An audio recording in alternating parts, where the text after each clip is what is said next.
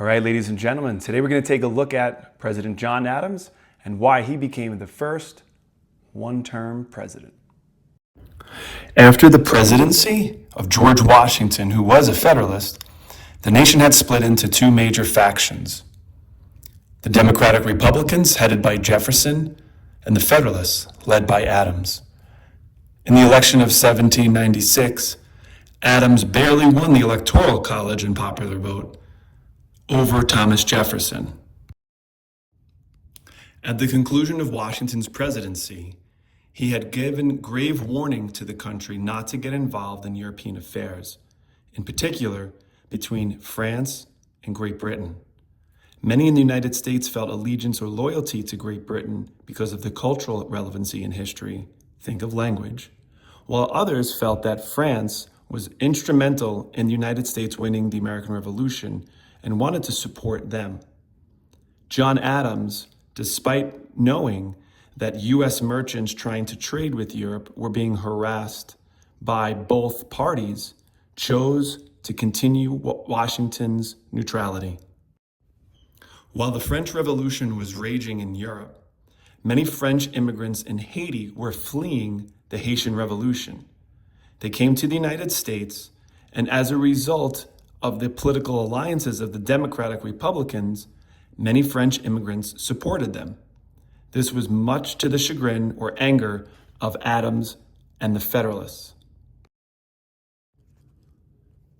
Through a series of different events, including bribery and continuous assaults on American sailors and merchant ships, Adams had instructed Congress to work on increasing the size of the U.S. Navy, shoring up its defenses, and engaging in what some would call a quasi-war with France, while publicly remaining neutral. While tensions with France were heightened, tensions at home also began to boil over.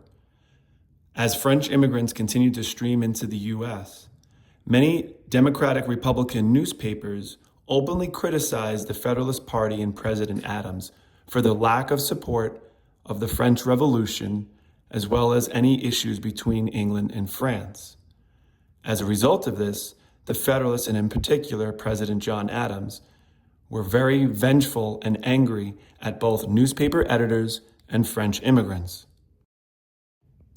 The federal government passed two very important laws at this time: the Alien Acts and the Sedition Acts, both collectively known as the Alien and Sedition Acts.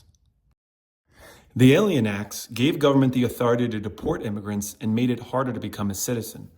While the government never officially deported anybody, the hostility that was growing in the United States was enough for many French immigrants to repatriate back to France.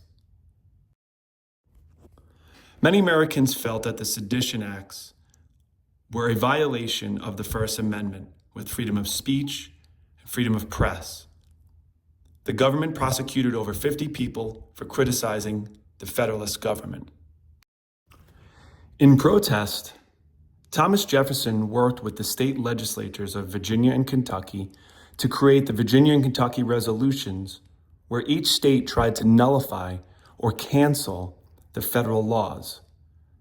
Unfortunately, for Jefferson, this was not possible, as the Constitution clearly notes that the federal government is part of what they call the Supremacy Clause, meaning that the federal government has more power over the states.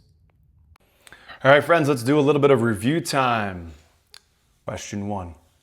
How did Adams respond to aggression at sea by both England and France?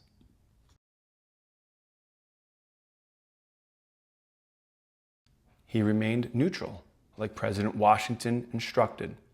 Why did Adams fear an increase in French immigration or immigrants to the U.S.? They tended to support the Democratic Republicans. Don't forget, Adams was a Federalist. What were the Alien Acts of 1798? They gave the federal government the ability to deport immigrants. What were the Sedition Acts of 1798? They allowed the government to prosecute or arrest critics of the Federalist Party or president. What did the Virginia and Kentucky resolutions attempt to do? Nullify or cancel federal law. What was a major result of the Alien Sedition Acts of 1798? Adams lost the presidency in 1800 to Jefferson. All right, that's all, folks. If you have any questions, comments, concerns, get in contact with us or come see us for extra help in the mornings at your convenience.